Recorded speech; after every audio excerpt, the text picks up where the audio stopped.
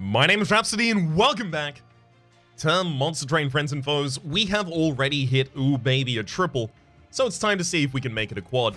Here with the Stygian Guard, Soul Guard in particular, being the exiled champion we're going to be running. Double Space Prism, ooh, I like the odds of trying to run a heavy Incant floor with that.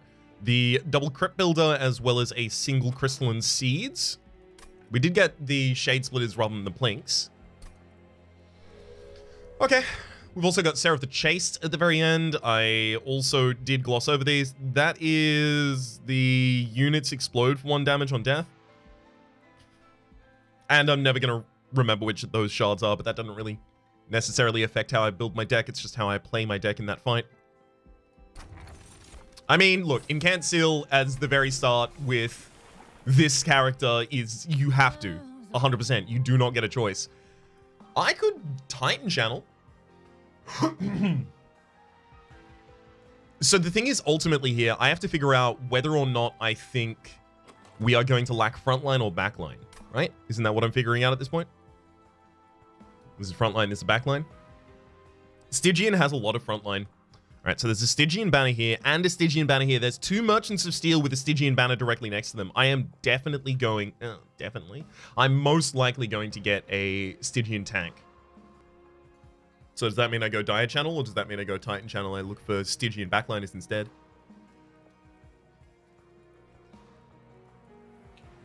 There's more Stygian tanks than backliners. I'm gonna go for Dire Channel. For the first time ever, I am going to go for Dire Channel. I've definitely never done it before. Not in my own time, not in the series, and not on stream. It's the first time. I promise you. Non-boss enemy units enter with spikes 3. That should be fine. I may have to hardcast the offering a couple times here. Yeah, Crypt Builder. Like, I'm gonna have to hardcast that here, aren't I?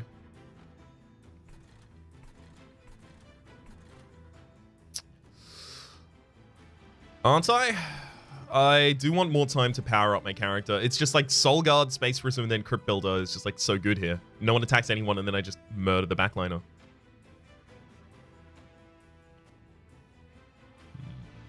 So we have 3 waves remaining. I'm probably not going to be able to get units to stick in front of that Soul Guard, am I? Okay.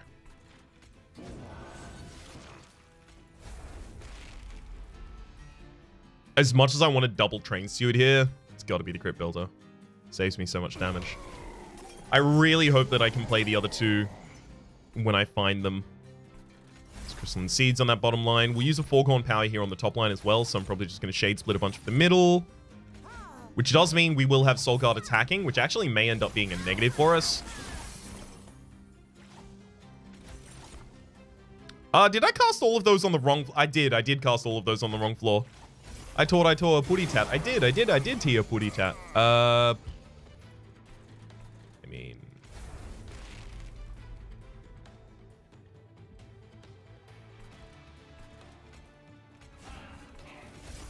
Nice. That should make life a lot easier here. Let's go 1, 2, 3. Get a chump blocker here. Actually, do I want a chump blocker or do I want armor? Never mind, it doesn't matter at this point. We've already got the kill. Okay. So, cheap incants. I mean, offering token is the ultimate cheap incant.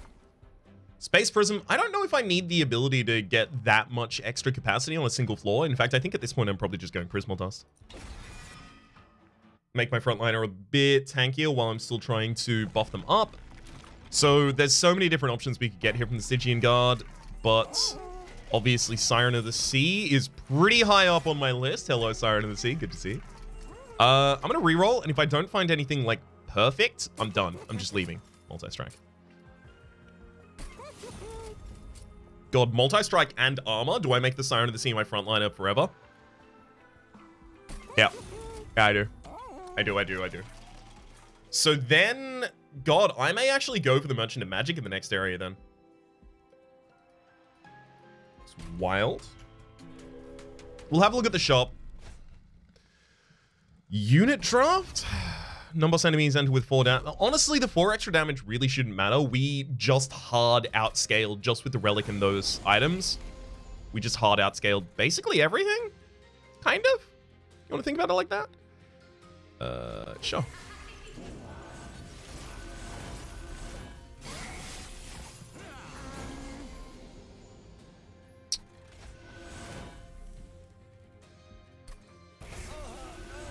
Okay, 1 down, and then if I double train steward here, I can at least get that collector.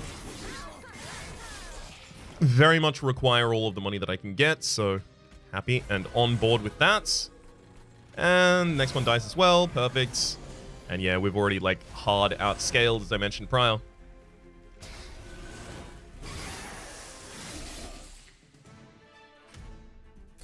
Alright. Another unit draft. Energy Siphon only really makes sense as a setup for the Crypt Builder. But it's not... It's... So, offering is not draw neutral, right? But at the very least, it offers you some hand control, whereas Energy Siphon, no so much. Also, obviously, has the secondary impact of being able to drop the Crypt Builders. That'll be a pass, I think. And this one, too. I don't want another Prismal Dust yet.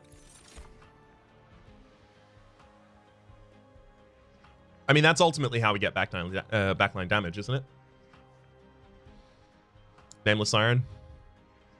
We do have the Seraph the Chase, but we should be able to outgrow it pretty easily. Okay, and now I guess I do have to go to the Merchant of Steel again because I have another unit I want to upgrade. Oh my god, multi-strike. Do I actually also give you the Incant plus armor?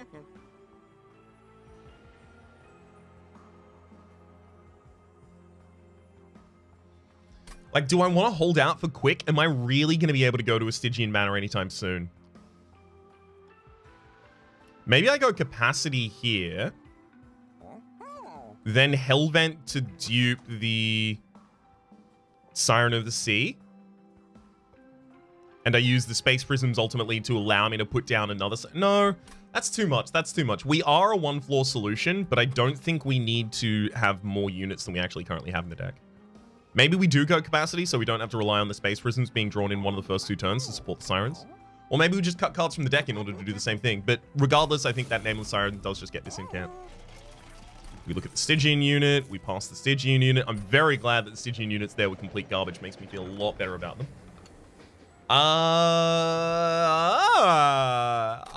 actually might be able to do this. Give up the Siren of the Sea for the next 2 combats.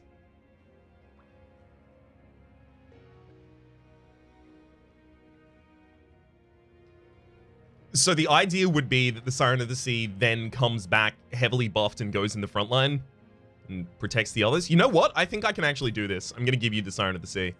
This, like, only because the Nameless Siren is so powerful right now and I have the Incant Seal do I feel like I am capable of doing this. But if this pays off, we could end up with a really good Siren of the Sea. I'd like to see it.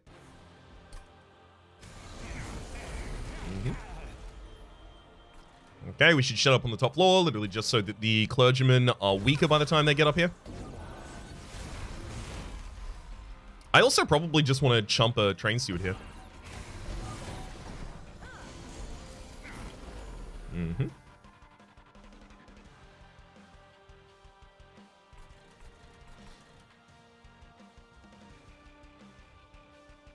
I mean, because the rest of the Frost doesn't get back through to the backline, I probably don't really care about that one, right?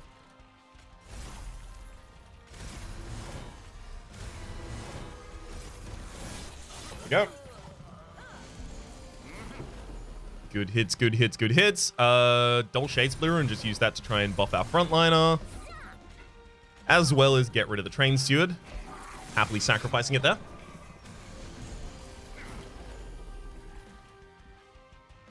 Oh, perfect. Oh, you gotta love a hand like this.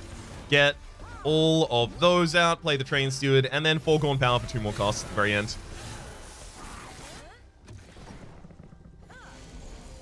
Only 1 wave remaining after this. Oh, nice Crypt Builder. I imagine it's relatively obvious at this point why I felt I was capable of giving away a minion for free.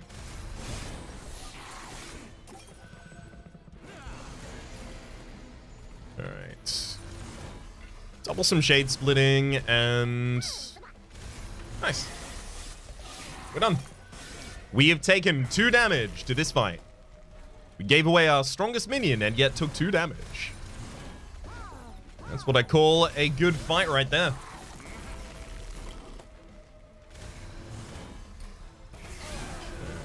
Let's get you down. Perfect. Deep Offering. So we take Deep Offering and we double cost reduce it just so that we can refill a hand at the very end of a turn. None of those. We're like hard done with units like that. It's capacity, isn't it? Is it capacity or is it draw? If it's draw, we're more likely to end up getting the Space Prism, and then we also just have extra draw for every other turn.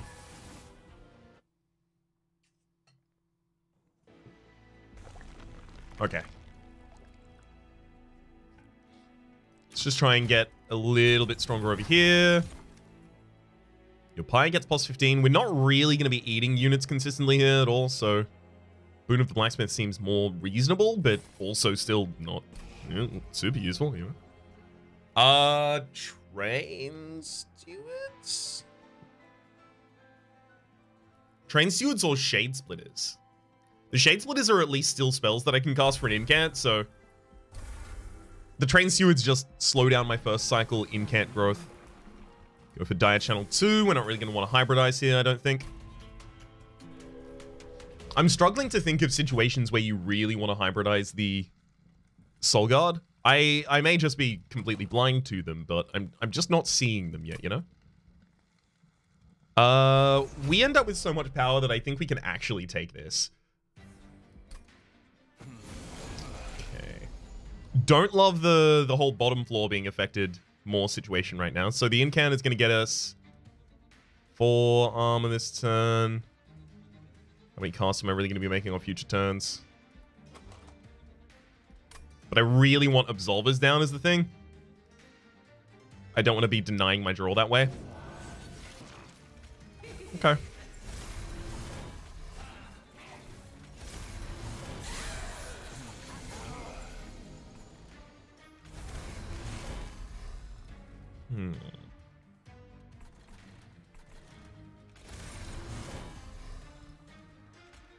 Probably going to put the Entomb Morsel in the front line, I guess, here. Save 6.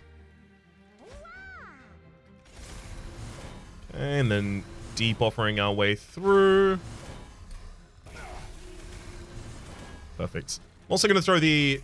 Ooh, it did double cast. That would have been really nice on the bottom floor, but alas, I think we needed this more. The Train Steward here protects for 12, so really good chump blocker.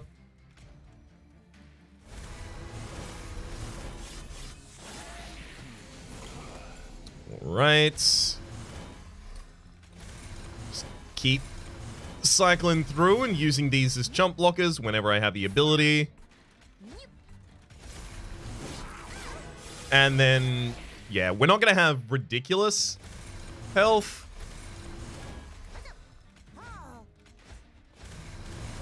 We're not going to have ridiculous health on the Nameless Siren, but we will pretty easily, I feel, be able to kill early. There we go.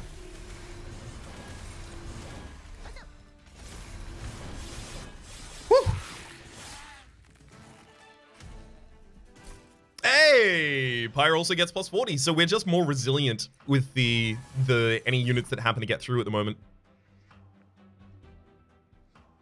I don't think any of these are necessary, to be honest. Ancient Synergy probably most of all, but I really don't think it's actually seriously necessary in this deck at all.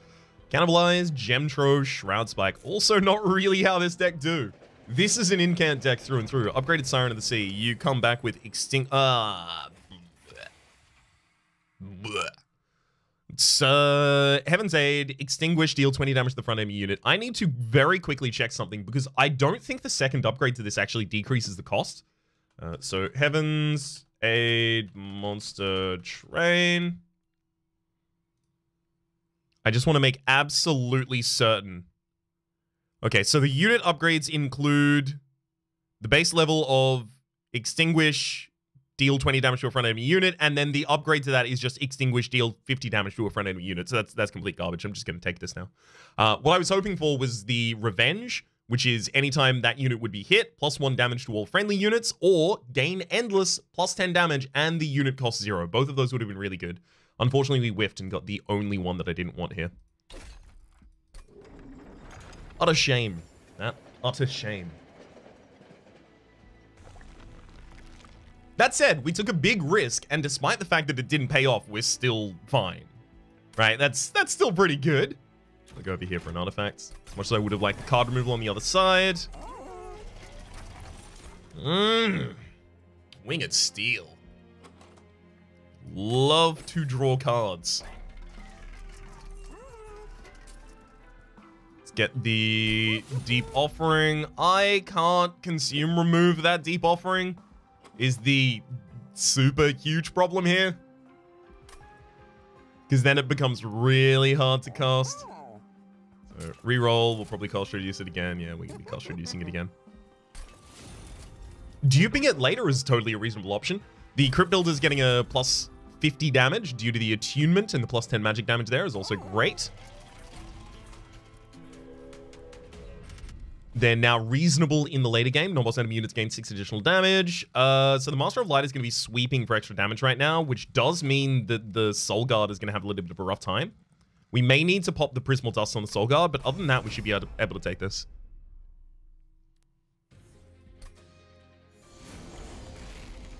Okay, we've got the extra capacity for the top floor, so we'll just set up there. Soul Guard, Siren, capacity. What did I just discard? Offering. Okay, cool. Would have been awful if that was the Nameless Siren that we just lost.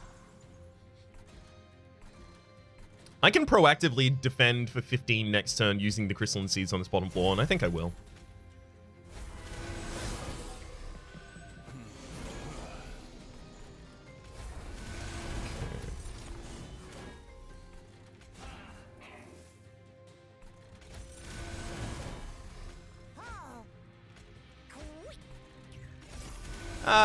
Not the one I wanted to hit there, but it's okay.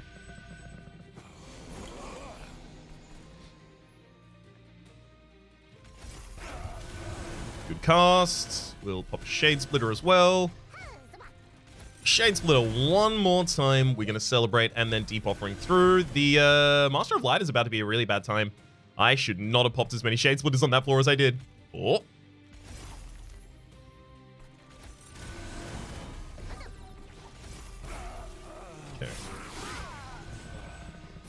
So I've worked now to reveal the backliner target just in case.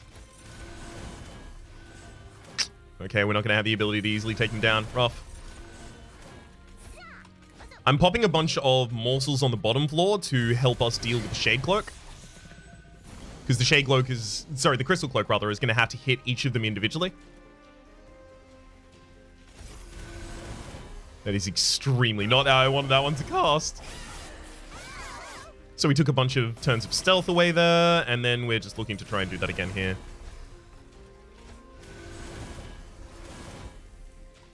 Perfect.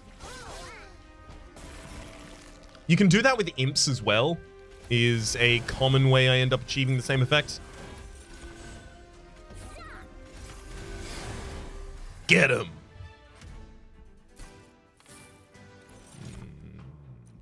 Hard pass. Again, we would take Sap if it wasn't for the Seraph the Chase being the Seraph the Chase right now, you know? Void Binding? We can't run on 0 Ember. Not really. We end up hard casting a lot of the Shade Splitters and stuff like that, and I'm going to want to go for extra draw later. So I actually may as well just go for the extra energy as well as the extra draw. Let's go Ember Cache. It's also just a bunch of extra Incant triggers, which is obviously something that we're pretty interested in at this point. Merchant Steel, Unstable Portal. As much as I want to go to the Unstable Portal, remove stuff. Merchant Trinkets is looking pretty appealing right now. We don't care about any of these even slightly. Good reroll right there. And gosh, again. All right, we've seen 6 relics that we do not want. At the absolute least, we've kind of taken those out of the pool, you know? Blood for Blood, getting extra Pyre health whenever our Pyre kills a unit, and we also have Boons of the Blacksmith. It does seem neat. That said, We never need to heal a unit at all. That's just not how our deck rolls. So take Petrified Heart. We have the ability to with Lifesteal, but that's it. But the Lifesteal only goes on units that typically already have a bunch of armor. So it just doesn't make sense for us. Hey, neither of these are the Incant problem. So we should be okay. It might complicate where we set up. Yeah, whenever you play a non-mortal unit on this floor, play days 1 to all the units. I'm probably not going to want to just like throw down 2 people here and then get them both like 1 daze for 1 turn and 1 daze for 2 turns. So I guess we're setting up on the next floor, which means we're going to have to deal with some Absolvers this fight. Not happy about that, but it happens, you know? Okay, then let's go Deep Offering. Kills that frontliner for us. Okay, we get the extra capacity there. Love it. A Crystalline Seeds for you. 1 very Crystalline Seeds to you. And then we'll throw the excess unit on the top line. Whenever one of my units dies on this floor, so that's just not going to happen. Let's live in reality here and play the rest of our cards. Okay. I did that literally just to prevent a weighted contrition this turn.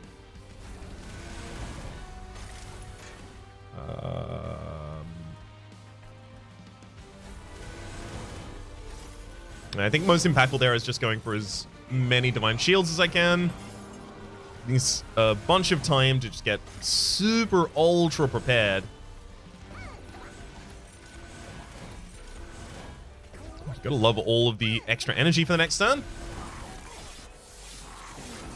So after this, we're definitely going draw, right? It just makes the most sense. So I'm not putting the second train suit on the top line because I still want to have a space there to play Rubble Morsels.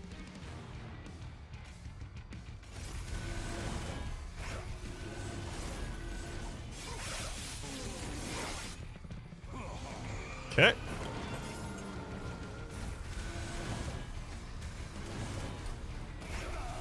I mean, honestly, like, the game did give me pretty much the perfect start here.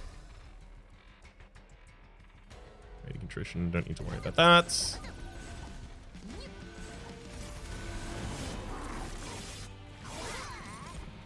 Like, we got the units, we got the upgrades we wanted, we got the Founding Seal, we got pretty much everything going for us.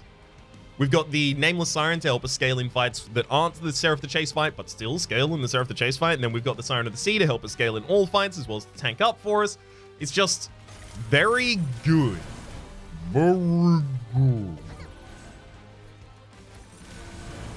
Okay.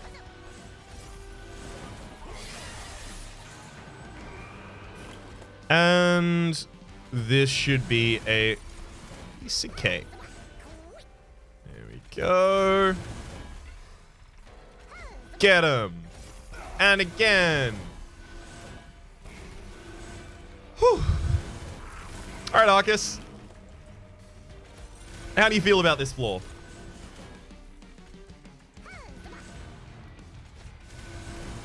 Is there any way I could convince you to die before dealing... Oh. Couldn't convince him to die before dealing their damage back to me. I mean, that Furnace Tap's looking pretty good. If I'm not stacking Ember Drain, what? It's like 3 turns until I start playing cards again after this? By the time I want to play Furnace Tap, I've already won though, so why not just permafrost it? And draw.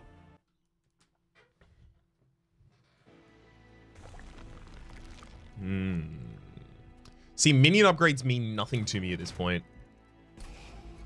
Let's go get the rest of the train suits out of the deck for the sake of the first cycle. Go to the Dark Forge and get the Dire Channel 3 upgrade. We'll take the Pyromanes, and also that Deep Offering is the fastest way to accelerate my whole run right now, so we'll do it.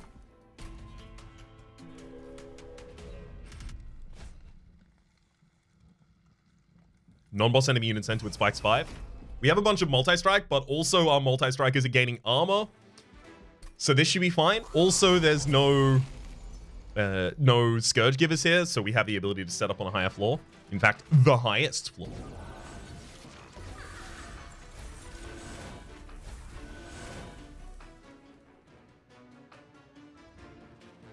I'm deep offering early here.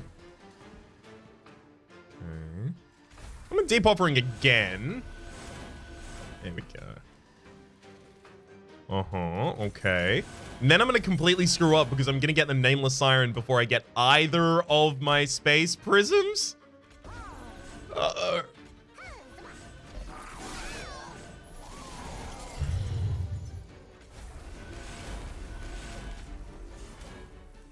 I'm going to drop that Furnace Sap because we know we're not casting that for a while yet. Uh-oh. Well, I guess we'll see how this works out.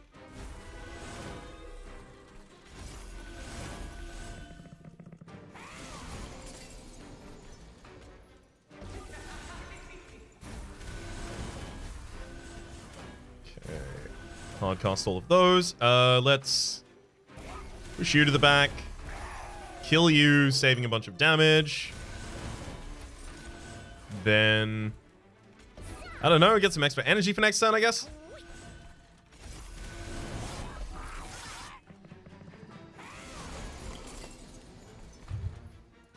Yeah, the 50 damage a turn against the frontliner thing is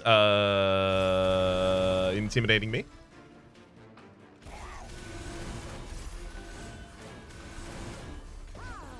Ah, I should have chump blocked with the rubble morsel there. That's my bad. I've been forgetting the chump blocking. Love to chump. Need to chump. So, chump some there.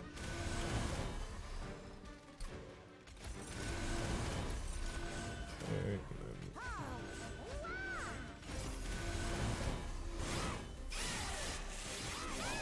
Doing all good. Worried a little bit about this floor, got to admit. Oh, never mind. We do get all of them, but I lose so much HP on the Siren of the Sea. Okay.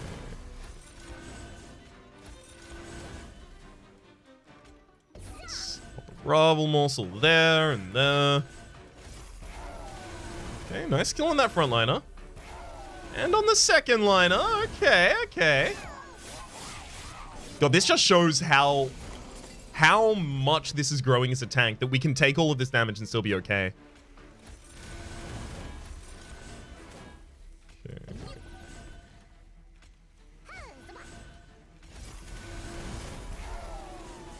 Nice.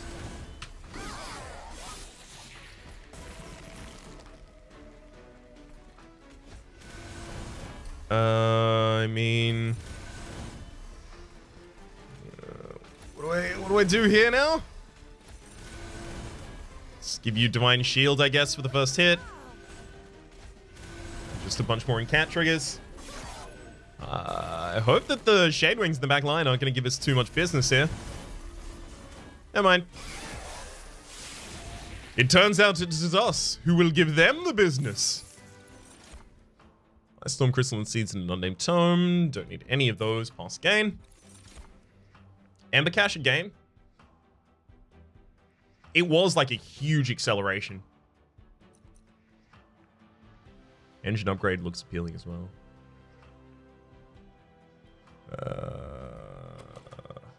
So it's more consistent. Doesn't need to be more consistent.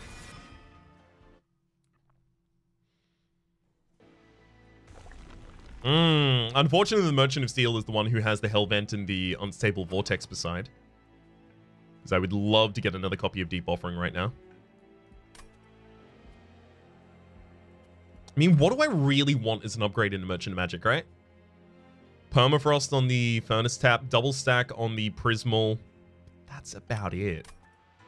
Alright, I'm going to go over here. There's also the possibility that we see the Pyre Stone housing here. The end of turn, apply Frozen to a random card in hand. Also, Frozen cards cost 0 at the end of the turn. I really want to do that. That might help us keep the Furnace Tap and then make the Furnace Tap super playable. Sure. When you play your third spell of a turn, all cards gain +1 magic power for the rest of the battle. That is worth noting. That is +5 damage on the Crypt Builder, which is actually the only one that utilizes it. We'll have a look at the rest of the stuff here first. There's like actually nothing that I can upgrade with any of these. Yeah, not even a chance. Okay, so double removal here. I'm feeling Shade Splitter, Foregone Power. Actually, I'm feeling like we use the rest of our money as just more removals. Right? Yeah, that is exactly what we do. So what do we want our ultimate in-play deck to end up being?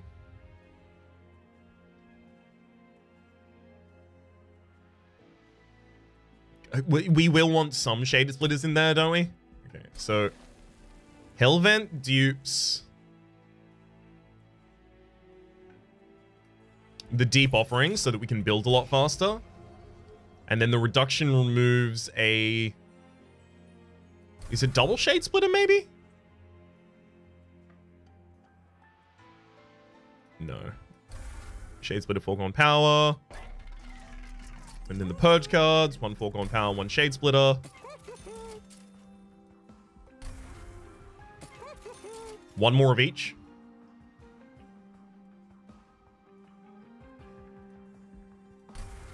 Yeah. Just paring down the deck as much as we possibly can there. All right, Surf the Chase.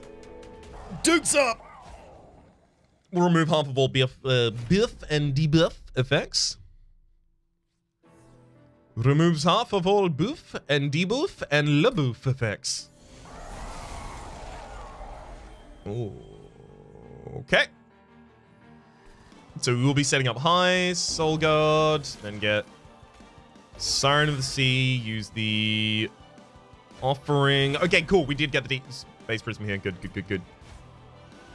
Space Prism into a Nameless Siren, into Ember Cache, into Deep Offering, drawing a bunch of cards. We whiffed on the extra draw there, but at the absolute least, now we don't have any of these in the next hand. So, did we whiff on the next draw, or did we better set up our draw after this? Especially because now I have a, you know, Frozen 110 for free right there. That seems like we didn't really whiff.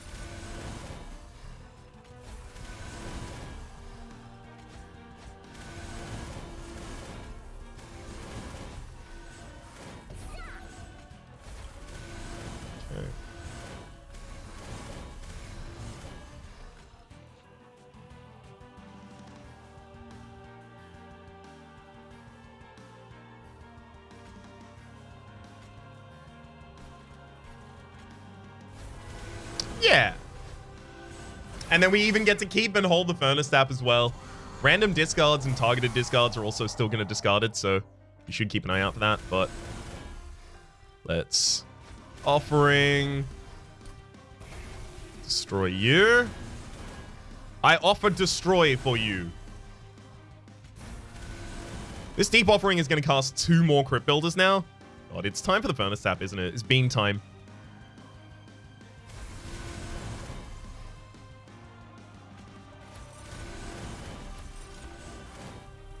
Let's throw down a Chump Block there. And then Deep Offering. Getting some kills, but more importantly than kills, a hell of a lot of spell cast right there.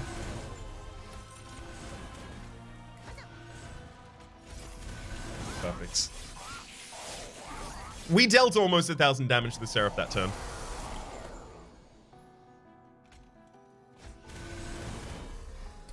I think that's kind of proof enough of this working.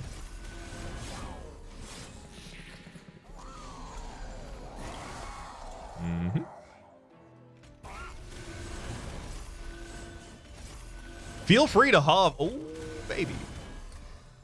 Good hit there. Yeah, feel totally free to half my rage every single time. See if I care. I probably should have put the multi-strike on the Siren of the Sea, as it turns out. I thought that the Nameless Siren wasn't going to be double sapped every round, but I should have known that. If I'd thought about it for a second, I would have known it as well. think part of this run being very, very powerful has made me turn my brain off at some point.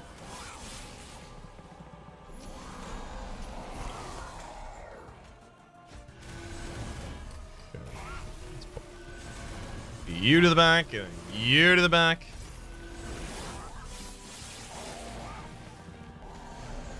Alright, now that we're on final wave, hey, we now have enough Ember Drained that we can actually do this.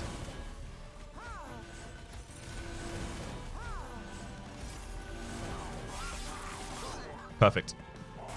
Completely and absolutely perfect. I mean, look at the 180 up there. Could not be perfecter.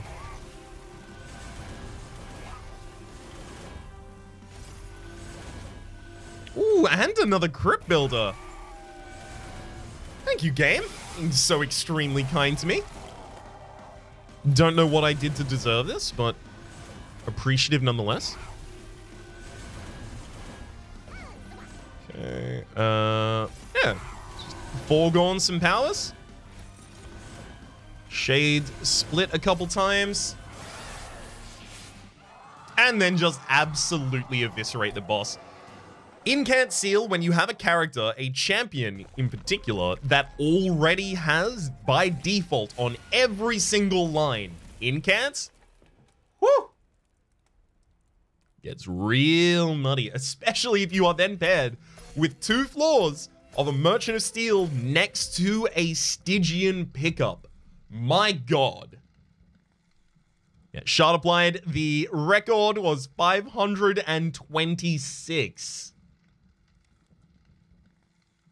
Near double my previous.